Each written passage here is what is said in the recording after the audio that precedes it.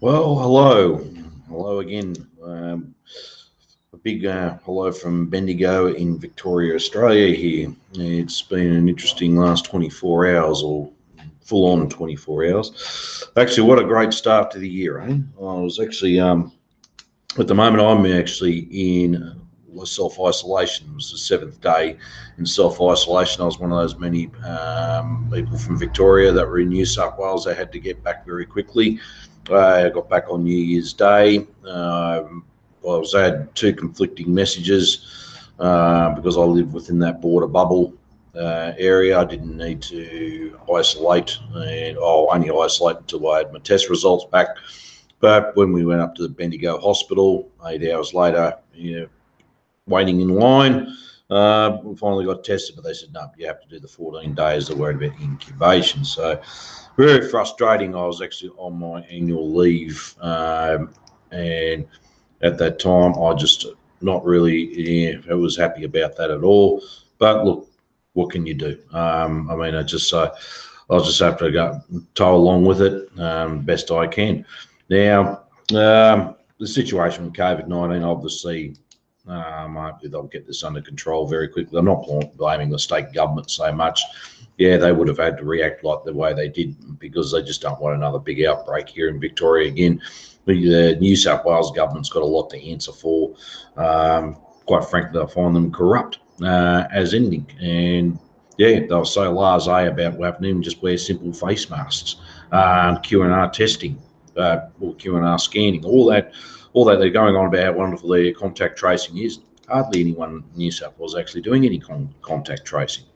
I mean, I was up in the green, what we regard as the green zones, where it was regional, well away from the Sydney and all the various clusters, but there was people from all over Sydney, all over the countryside.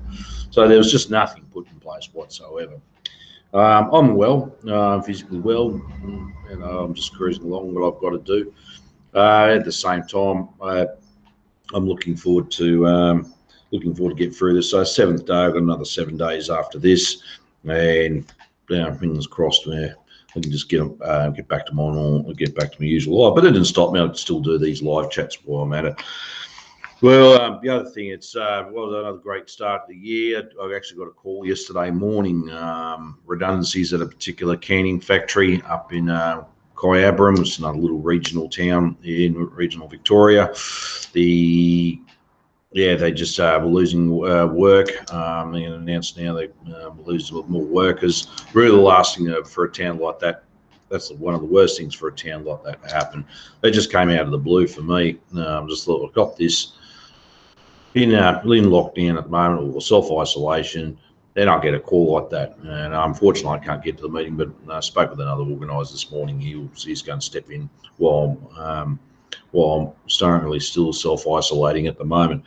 But not the greatest news to receive. Hearing that, and obviously too, what's been happening too overseas. First of all, I know we want to get on to the big one, what happened in Washington yesterday, but I'll go straight to Julian Assange first. Also, if you're aware, yes, the court ruled not to be extradited, but it was over health issues because it would have adversely affected his mental and physical health. Obviously, the US is now appealing the decision, applying to appeal, so he could be in prison for a very long time. He did apply for bail as well. That got knocked back, obviously. Can't see why not. He's not a harm to the community. He's not a danger to anyone. But that's what this is going on here. That they're driving that man straight down into. They're trying to actually drive him into the ground completely now. They're not unless they've done that already. So just watch this space. But I think actually on that too, the Australian government's got a lot to answer for. Scott Morrison's got direct contact with Boris Johnson in the UK. He's got direct contact with Trump. He could have just said, hey, knock it off. I want that guy released and returned back to Australia. As you might, some of you may not be aware, Julian Assange is an Australian citizen. But basically it's been lip service from our national government, our federal government, in relation to his case. It's actually a national shame. To be perfectly honest with you, allow someone like that. He actually hasn't done anything wrong. He was given some information and he released it accordingly. He had everything checked by lawyers and everything, and it was released accordingly. But the war hawks, the US State Department, everything want their revenge. They want their blood. There's actually footage of some of them want to talk about shooting him. So I think it's just a dreadful state of affairs in regards to him. These excuses to say that wasn't a political, there's nothing political motive behind it. Well, wrong. There is a lot of political motive about it, and this is not just trying to tackle one guy. This is actually a war on investigative journalism, trying to hide the truth as well from everybody, and basically a whole attack on freedom of information as well. We've got every right to know our countries, be it if you're in Australia, the UK, the US, anyone else that's involved in imperial war and plunder, and then the population's got every right to know what's been going on because they don't want to have a strong opposition to it. And so, and that way too, they could just actually use Julian as an example to be used for anyone else would be journalists or anyone else that's involved in investigative journalism. This is what's going to happen to you if you wish to continue. So it's certainly a very big concern about that. This is just another very big example of clampdown on certain civil liberties. The last remnant ones we still enjoy. Now let's go on to the other big ticket item, what happened in Washington yesterday. Now, I was watching Caleb Morphin yesterday afternoon, and he did a very good analysis of it. And I think some of the other comrades I've spoken with over the time have done some good analysis on it. It's basically Trump is a demagogue, a buffoon, he's a liar. It's unfortunately, there were working class people amongst that crowd that stormed the Capitol Hill. In that push into Capitol Hill, they were prepared. Four of them unfortunately lost their lives, and I know one was involved in QAnon and all that. But let's put it to a side. There was people willing to actually go, believe Trump, hook, line, and sinker, and go for it. And unfortunately, there was a lot of working class people who were going to be affected by this too.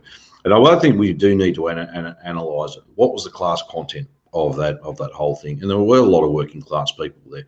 Working class people who lost their good paying union jobs. They've seen all their manufacturing close down, from the steel mills to whatever else, going offshore because of due to neoliberal policies over the course of the last 40 years. Their standards of living going down.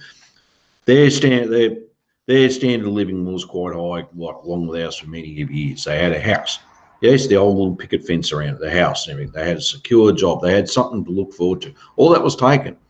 Now all they got is ghettos, decaying roads, railways, water that's polluted, no job security at all, or no job, drug addiction and drug and alcohol addiction. That's what they've got. This is the end result of neoliberal. This politics, the end result of capitalism. And basically, because capitalism a long time ago says, well, we don't need to have high-paying workers anymore. We don't need a labour aristocracy anymore. And just don't confuse the labour aristocracy with union leadership. There's nothing to do with that. It's those workers that actually have got a very high standard of living, and served imperialism for a very long time. So that's where that's at. And unfortunately, they believed what the likes of Trump and many others believed all his lies, his demagoguing, and anything else, his obnoxiousness, because they saw in him as someone who was anti-establishment. And the Democrats and all those and others in the Republican, everyone's on Capitol Hill and all in Washington, all in Wall Street, putting policies forward that actually was detrimental to working class interests for the last 40 years. This is the end result. There's a lot to learn from this as well. But the worst thing that's going to happen about this is going to be the further clamping down on civil liberties in the US. You just watch this space. I've actually I received this 2 days ago from Caleb. It was really good. Kamala Harris and the Future of America. I recommend just Google that. Google that book, or even just go on to Caleb's website, or you can order that book. I recommend highly reading it. Things are going to get very nasty in the US from now on. And I think my heart actually goes out to it, and a lot of solidarity for a lot of working class people. But you could see if that was Black Lives Matter, Antifa, or anyone else that's left wing, communist, whatever, that did that, I can guarantee you they would have had the whole army in there blasting those people in pieces. Yeah, so there's some double standards in there as well. Yeah, there's a lot of talk on social media. Was it actual deliberately set up for obvious reasons? Look, these questions that should be raised, I think, look at, I don't know yet. No, I can't say it was actually a deliberate attempt by the powers that be. It's hard to say. But obviously, too, it's the end of Trump. Obviously, he's another 2 weeks to go and he's gone completely. What's going to happen to him, I don't know. Nor do I really care, to be honest with you. But I mean, will he be brought and will be arrested? But he's got to be able to find out what was he being tried for. He's going to be what was going to be charged for. So that's going to be interesting. But I can see this is going to be the end of the Trump era for some time. Mind you, someone has raised an interesting point that he's not going to completely disappear very easily like that. There's a lot of talk about him having his big rallies on the 20th instead of being with new inauguration with Joe Biden. That wouldn't surprise me one little bit. I think it's. I mean, he'll probably have his big super rallies elsewhere and keep the momentum up. There's a lot of dark, sinister stuff that's happening behind the scenes, and certainly we can be on this all day talking about that particular issue. And I mean, that was got everyone by surprise pretty quickly. And but we're not going to get much of our information from the mainstream media. This year, more the soft mainstream media such as ABC. They're going, oh, how terrible that was, and all these. And it's a great democratic institution. Well, wrong again. We've seen these great democratic institutions, the end results of years of policies. They've attacked working class people. They've been involved. They've had us involved in imperialist war and plunder. Iraq, Afghanistan. Seeing what happened in Libya and Syria. These so-called great bastions of democracy. They're not great bastions of democracy. They're there as executive buildings to maintain the rule of profit, and that's what they're designed primarily for. The other thing as well, what I find very hypocritical when they're saying they're calling this a coup or a push, whatever. This is against democratic values, and that the U.S. government, and we all know very well, Washington, Wall Street, with their organisations such as CIA and Pentagon. How many times have they been involved in interfering in other countries? If this was Venezuela, they'd be saying this was a great democratic push. I'm not kid you not. Ukraine, classic example. This is the same type of people you saw at Washington yesterday who were involved in what happened in Kyiv in 2014. Exactly. You had neo-Nazis there, the whole lot. And they're just two. Yugoslavia of the 1990s. The multiple Latin American countries, the Middle East. The list just keeps continuing, going on and on and on. And yes, and meddled with our affairs, which is actually another interesting point I want to throw. That when they're talking at the moment, all this thing about Chinese meddling in our affairs. Well, I find that a little bit rich when the US has been meddling in our affairs since the 1940s, since the Second World War. Everything. They actually helped involved in the sacking of the Whitlam government. They were threatening John Curtin, our wartime Prime Minister at the time. He wanted to actually steer Australia into its own independent course, free from any outside influence, and he wanted to develop Australia into its own economic powerhouse. Obviously, they weren't. They basically threatened him all the way, and along with Chifley after that as well. I'm not saying Chifley was a great man, but that's what happened. That's what happened, and they've been involved in all our affairs ever since. And pretty much as soon as someone's elected Prime Minister, they get the call from the US consulate, or they go and pay a visit to the US consulate. Here's our orders, carry that out. It's interesting. We still perceive this here in Australia that we've got equal footing with the US in the alliance, in the military alliance. We don't. We are just there as their lapdog now, and it's a great tragic shame. It is a big shame now, but we are used as just as a launching pad for the pivot into Asia. Basically, when you look at it, as long as US interests here, which is only minimal here, are not touched, they couldn't care less what happens to Australia. So Going back to what I was saying, I find that all the information that came out, what happened in Washington yesterday, the attack on basic and on a democratic institution and democracy, I find that really rich. I find that extremely hypocritical. They won't allow the people of Venezuela to get on with them building their socialism of the 21st, their Bolivarian socialism. They didn't allow Libyan people under Gaddafi to continue developing their country even further. They certainly still probably want to ramp up again what's happening in Syria, supporting a very popular. The people of Syria want to get on with their lives and rebuild their country, and right behind a very popular, democratically elected government. And unfortunately for us as well, we got those I regard as the synthetic left, libertarians and all that, who are actually very anti-working class. They will obviously want to try and support all these type of regime changes that the US seems to sponsor. It's interesting that. I find it also hypocritical that they're condemning what happened in Washington yesterday. At the same time, they back the same forces of what they do in other countries. Go and figure that one out. So I'll leave that all up to you as well to figure out. But look, actually, on that, I think one big thing we can do is expose them for what they really are in front of everybody. I think really working class people want stability. They want good paying union jobs. We're sick and tired of our unions being attacked, but for both within and without as well. Those people that are within the union movement are still trying to undermine it.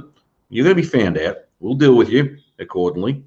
But also, but we want to have those basic things in life and get on and some stability in our lives. We do not want to have this chaos and pandemonium that's been thrust upon us in the last 40 years. Being honest with you, we don't want to be involved in wars. We don't want to be involved in all this other stuff that they've obviously been that's imposed on us. We want our free education. We want our free health, etc. Things that were hard fought by our grandparents, not by our forebears, not things that just so happen to be we're entitled to it. No, they were hard fought conditions, and now it's all been taken away. And certainly, we do not want to have the banks come knocking on the door threatening to take our homes because we couldn't pay back the mortgage in time. So that's where I'm at the moment. Just let me click on this. I'm using this Beelive thing. Can't comment to groups and profiles due to Facebook. Restricted. Stream to pages. Chat with your audience. Okay. Try that. Now, unfortunately, there won't allow their people to chat on through Facebook with me. I'll have to talk to Dust James on Sunday and just see how he works this out. I'm just using this new Beelive format. I'll see how that goes. So going back to what I was saying about that, we've had enough. And look, a lot of people in America have had enough as well. They've had a gutful of all this. And they actually, the working class people, want to fight back. But unfortunately, we're not going to have, unfortunately, in the US situation, they had a buffoon, a demagogue, a liar, someone who's just completely a complete whack job, and that was trying to lead them, and are prepared to even let people die because of him. And just remember, Trump has always been about Trump. He might say certain things that might be appealing, but Trump is about Trump. It has been since day one. I remember back in 2016 during that presidential campaign against that other shark, that nasty piece of work, Hillary Clinton. And I had a look at it, and I just thought, well, I could see right through Trump as well. It was all about him from the start. I don't know. So just keep that always in your back of your mind as well. Just have a coffee. But what we do need to have a good movement. We're going to need a good, strong leadership, working class situation, or a working class solution for the way forward. And what for us in Australia, what's this all mean for us here? We need to actually have some good, strong leaders. And we want a government of action that will fight for working families, one that will mobilise and rebuild Australia again into a country with socialism with Australian characteristics. we would have a strong manufacturing base here. We're an island nation, for God's sakes. We should be actually a lot more self-reliant and self-dependent on a lot of our own capability here as well. Instead of have to rely on other nations to import stuff. We should be getting back in that, and we should add all natural resources, be it oil and gas, whatever's in there, or whatever minerals are in the ground. That all comes back under public ownership, not under private. That will be one of the big steps forward, so we can utilise those resources into building a strong, stable society as well. The other one as well we ought to be looking at is that all our energy sector is not back into public ownership as well, where there's always a big issue for us here in Australia. Transport is another one, etc.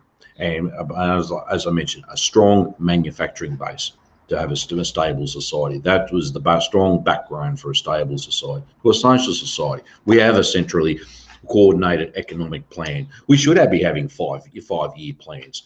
We should be mobilising to deal with this thing of the environment as well. We should be looking at the regreening areas that have been destroyed through, be it from farming, mining, etc. We can do it. I know we can. We've got the know-how to do it.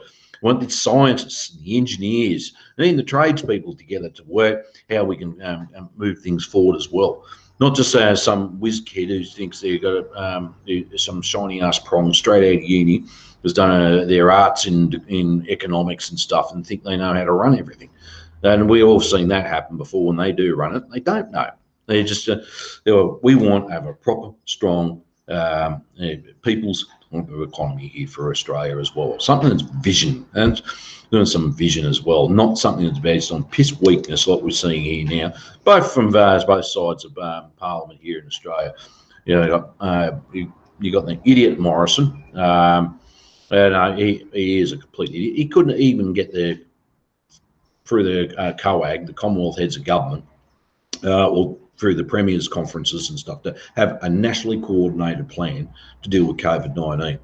He just sort of leave it off to the states, and as soon as a state tries to do a right thing or has to put in certain measures in place to get the virus under control, he attacks it. He could have actually stopped a lot of flights coming in from overseas as well. He could have done a lot of things to actually have a nationally coordinated plan, and a plan that would not have no adverse effects, that would minimise the adverse effects on working class people. He could have actually stepped in and says, right, no one's paying back anything at the moment. Everything's on hold.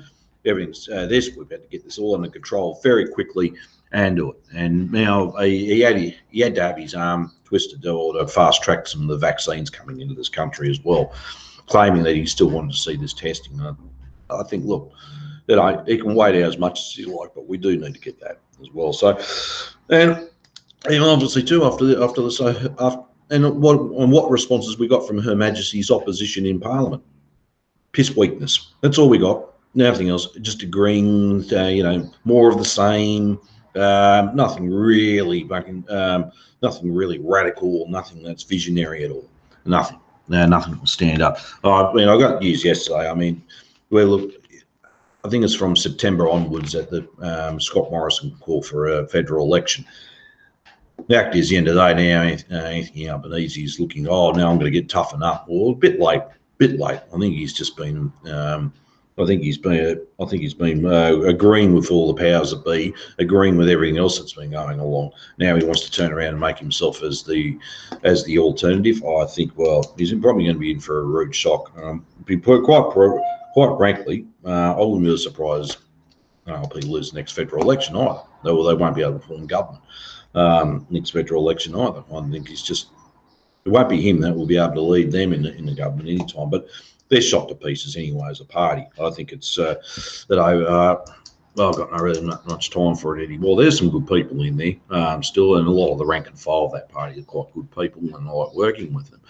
But yeah, where I'm seeing where they're at the moment, I don't see them providing any alternative at all. So that's where we're at the moment. So yeah, we're off to an interesting start for the year. Not a great start. I think it's just a continuation of 2020. I know previously last year I was glad to put 2020 behind me. Still am to a certain degree, but it's just like it's one thing to the other. as well. With if it's not COVID, it has to be something else. It has to be something else. And I wanted to actually yell out to people, give me a break as well. Not just me personally, but just give us a break. But obviously, they can't. No, the powers that be won't allow that to happen. The other thing I just want to put on there as well, something just completely different. Me and Dust James, we will be doing our live, usually weekend lives, again at the same time as we always had. We had last Sunday, we had to do that at midnight our time, 12 a.m. on last Sunday, because we had Comrade Reese on from the UK on there, so we just had to marry up the time differences. There's 11-hour time difference between here and the East Coast here and UK, and 5-hour difference between the UK and the East Coast of the US.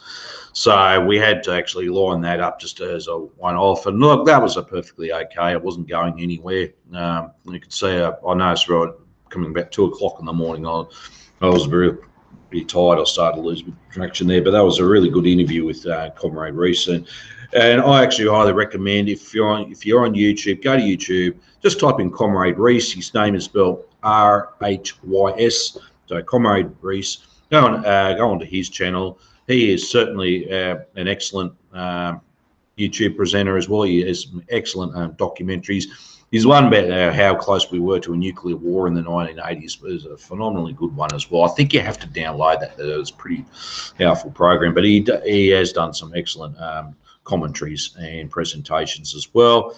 And also, I highly recommend subscribing to Dust James as well. He's Anti-Imperialist America. He does weekly, or sometimes twice weekly, presentations as well. Go to his page. And the very legendary, highly recommend Caleb Morgan as well. And I think he's nearly close to doing his live chats daily. I think it's every 2 days, but a lot's been happening. So when he gets some time, it's usually in the afternoon his time. That works out. There's a 16-hour time difference at the moment between here and the US, so you can marry it out. Works out quite well. And obviously this channel as well. So please subscribe to my channel, share it far and wide, invite people to it. And just as I said, once again, myself and Dust will be back in our usual time this weekend. That'll be 8 p.m. US Eastern Time. He will be for his time, and it'll be 12 p.m. Australian Eastern Daylight Time on Sunday. So we worked that out. And there's a lot to talk about. That's Working Class Revolt. And similar format we use as Be Live, so be able to watch us on Facebook or YouTube. We'll have to ask him how I connect this up to my Facebook further. But however, I mean, this is what we just totally lost what I wanted to say just there. So the show must go on, and I think we've got a lot of work to do, but these are great live chats. And look, there's many others out there as well. Obviously, also too, I would like to promote George Galloway. I believe he's mother of all talk shows. I think that's about 7 or 8 o'clock in the UK on Sunday night, and it starts about, I think, 5 or 6 o'clock in the morning here. I usually tend to listen to it on a podcast, either through Sputnik or RT, or even directly watch it via YouTube here on George Galloway's channel. And I would actually highly recommend it. He does tear a lot of knobs out there and an arsehole as well. So he is a classic. And also too, I just want to give a bit of a shout out to Simon Wood. Hello, comrade, and also Arctic Angel. Hello, Arctic, good supporter, good friend, and Alex as well. And that's fine, Alex. If you're not a sheriff, that's fine. I mean, that's not honest with you. You can only do what you can do. So, and that's perfectly okay. So that's where we're at. So it's been a very interesting state of affairs for the last week or so. Here I was a little bit more optimistic around Christmas time. My Christmas plans were all changed, but very quickly. It's just things can change. One thing that's actually probably this might be a good thing to look at, or a good way of looking at it. It depends. It's up to you. I mean, even this COVID-19, what's been happening overseas and here, things change very quickly and suddenly all of a sudden. It can happen. It happened to me. That's why I'm here 14 days isolation. I'll just give you a little roundabout. What happened? Right lead up to Christmas, there was some outbreaks in Sydney. And of course, obviously, the Victorian government at the time had no confidence that the situation will get completely under control in Sydney, and declared the Northern Beaches a red zone, the Greater Western Sydney or Greater Sydney orange, including the Central Coast. I spoke to Mum on the phone and said, "Look, I'm going to avoid that as much as possible, because if you were in those areas, you would have to come back quarantine. I didn't want to go through all that." So I couldn't join the mum and stepdad and others for Christmas. So what I did, I changed an alternate plan. I wanted to see my dear father instead. The thing is, he'd been going through some tough times as well, but he had another section of family, his wife's family there for Christmas Day. So I didn't want to interrupt their plans. So I was on the road Christmas Day, heading up to Orange. And that was in the regional area of New South Wales, what they call the green zones. All clear. I did have a permit just to cover myself, although I apparently didn't have to because my licence, I live in one of those local government areas as part of what we call border bubble between Victoria and we're closer to the border here from New South Wales than say with people in Melbourne. Anyway, up there, so I drove up Christmas Day, no problem. But I just talk about how blasé everyone was in New South Wales, but not wearing face masks, not contact tracing. There's just no clear direction, and there was people from Sydney all over the place. So there was some concern I had there.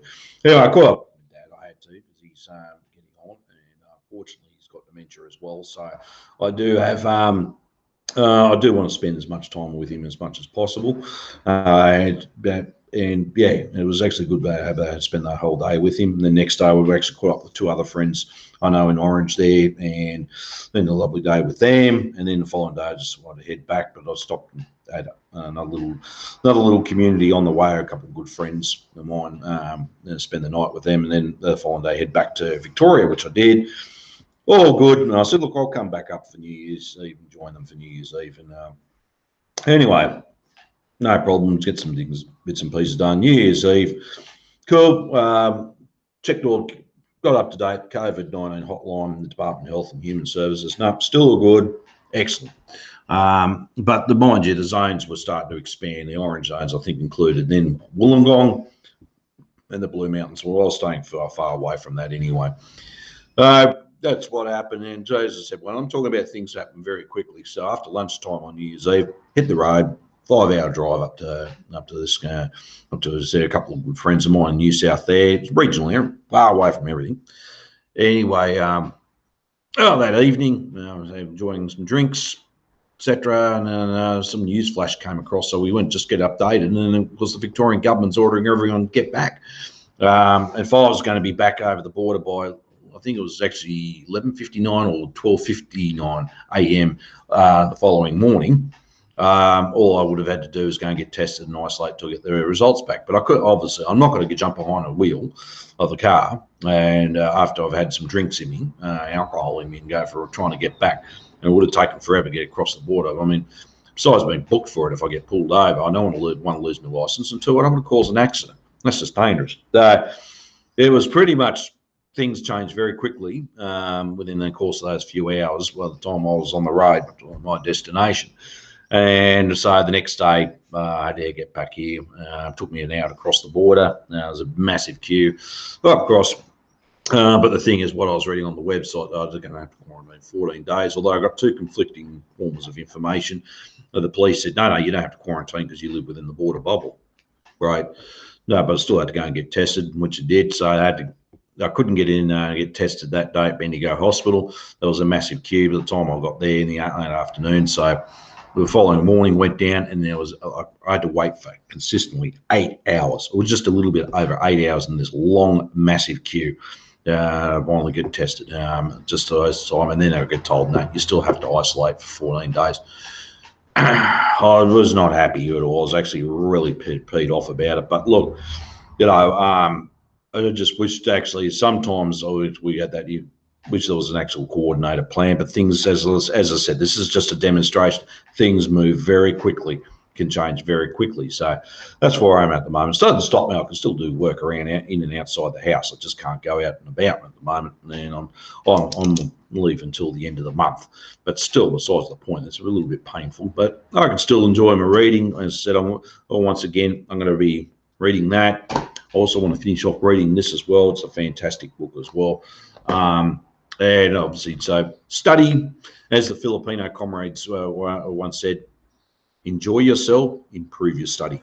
And very much. Although I did see some comments some people made on the media and social media. Oh, this is like a prison sentence. Not much for me, but they've had to quarantine and that, or self-isolate, saying it's a prison sentence. And I've got no idea. It's like being in jail. That's right. There was some person lives on the northern beaches of Sydney. Now, just for those of you unaware, northern beaches, Sydney, exclusive, very wealthy place.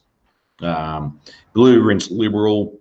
So, a lot of people with a lot of money live there and everything else. And people like you and I cannot live there at all. Unless you've got a couple of $1 million to be able to buy a house there. Anyway, when one came out, there they were when they had first set of restrictions eased on the southern part of that northern beaches. When she turned around, this was like a prison sentence. I thought, fuck off. They got no idea at all. Here we are, living the life of luxury, a real bourgeois, petty bourgeois lifestyle. Here they are, and they're complaining because they had to isolate for 14 days. And they were, toffing on at this cafe, drinking their skinny soy latte with coconut milk and cracked pepper thrown on top of it because they're extremely high maintenance. Whinging about, they had to self-isolate in the morning days. And I thought, you guys got no idea. Actually, I've known people that have been in lockup. I've known people that wasn't, they've been in prison, etc. And obviously, it's not a prison sentence. It's annoying, yeah, because it's just restrictions of where we can move. Okay, it's annoying. But look, it's so much so. It's just a day at a time, and that's all we can live through at the moment. Hey, this is a prison sentence. And it's, oh, you poor, sorry person. Oh, sorry, that's right. You're so entitled to everything. How dare you have your restrictions, your movements restricted because we've got a freaking deadly disease here. So anyway, so did I have any sympathy towards them? Absolutely not. I have absolutely no sympathy to them whatsoever. What I do have some sympathy is all those that got caught off guard. And I think that was the main thing. We all got caught off guard. I actually know someone, he went up the Darling River. I think it was up to Pooncarry. Those are a bit unfamiliar with Australia, but the Darling River, it's part of that river system that connects on the Murray in far western New South Wales. And it was in flow some months back. I think it still is in some places, but it needs a lot of backup, follow-up heavy rain. But he was up there taking his family up there for over the Christmas break, and that he got completely off guard. Similar thing, because he called me and he says, "Oh, has that happened to you as well?" And I said, "Yeah, unfortunately." So he had to get back as well. Otherwise, you're stuck over the other side of the border. I believe actually some people in Victoria have just, bugger it, we can't get back in time. We're just going to roam freely for enjoy our holiday and then get back and then have to self-isolate for 14 days. So anyway, that's where we're at the moment. So I'm not, I can't really complain too far. So I'm okay. I've got a couple of people helping me out when I need to. If I get some groceries, or I can order them online. So yeah, need to do that. But I am looking forward to get this out of the way, because as soon as I've got this quarantine out of the way, I'm on the road again. That's pretty much where we're at the moment. I think actually, we're going to be up for another full-on year of struggle ahead. It will be intensified. I mean, we've got legislation already tabled in Parliament to further attack working class conditions as well. That was just prior to Christmas. So that's obviously going to be a very, very big mobilisation for that. How we're going to mobilise, I don't know. It depends on where we're at with COVID-19. But this is just how insidious the capitalist class are. They're using this situation with COVID-19 as an opportunity to go out, get together, or have closed meetings, no secret meetings that no one needs to know about, boardroom meetings to make decisions and telling governments to make deals and stuff, from either organising how they're going to frack the hell out of good prime agricultural land, how to mine more coal, how to actually attack workers' rights, and attack any other civil liberties. They're using everything opportunity they can to make sure that their class position is not threatened in such a way, and trying to actually smash us even further. And because they know for what we couldn't mobilise at that time. Well, I think this year might be completely different. I think they're going to be eventually, as material conditions change, and the material conditions are not going in good in favour of working class people, they're going to cop it one way or the other. They're going to find a very big backlash as well. So it's going to be interesting. as of the course of the next few months, how things pan out as well. So that's where we're at the moment in Australia. And look, for those comrades in the US, look, for the moment, just stay safe. That as well. I think at the same time, I think it's time to actually start networking with each other. I think it's vitally important if your comrades can start networking with each other.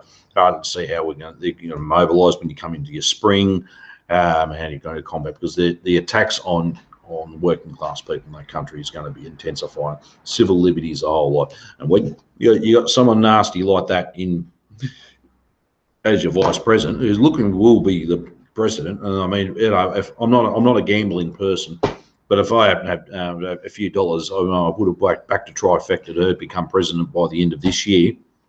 I would, just we'll go and buy a lottery ticket, one of the two. No, I'm not promoting gambling, but it is for sure. Biden's not going to probably last his whole presidency. Yeah, he's he's got a certain condition there that he won't be able to be capable of fulfilling the president's role. But Kamala's ready to step up, or Kamala. I don't know how you pronounce it. Is it Kamala or Kamala? I usually, anyway, doesn't really matter for the moment. But I highly recommend reading that book and become very aware. She is really toxic. She is, and I think she's got a whole record of looking working class people up. I mean, fancy looking parents up because your kid truanted at school for wagging school. So I think it's and she gloats on that as well. So it's things in the US are going to become very intense. But mind you, for us in Australia, what's there to learn? Powers that be here are watching very, very closely, and don't be all surprised. They'll start implementing measures to further clamp down on any type of civil liberty activities, etc. In this country as well. They will be learning a lot. No doubt they'll probably obviously have their orders from Washington as well. As soon as all this presidential mess is sorted out of the way, Biden will be on the phone to Scott Morrison. Here's your orders, do this. And he'll go, yes, sir. And if he says jump, he asks, how high, sir? So that's where we're at the moment. So also, too, big shout out to Ramiro. Welcome aboard, comrade. I believe he's got a good YouTube channel as well, so please subscribe to him. There's some great comrades on here today. I'm using this new format, Big Live Studio, but I'll just need to actually talk with Dust on Sunday and his Saturday night, just how this is used correctly. I believe I've linked it up to both my Facebook and YouTube channel, but we'll see how that goes. But I don't have generally anything else to much cover today. I'll get back and I'll do another live next week. Go a bit more information as well. But once again, look, comrades, especially our US counterparts, stay safe for the moment. Please don't start networking, start supporting each other and banding together. And obviously, if that goes for us here in Australia as well and all around the world. Let's start having each other's back and start giving that each other's support, because the attacks are going to become really ferocious now. So that's where I'm at the moment. I'm going to finish off for the rest of the day. But look, thank you for those comrades who jumped on board, and you're certainly most welcome. I'll be looking to do one sometime next week. I'll make a quick announcement on Facebook. I said I'll slowly but surely trying to learn a lot more about using these formats.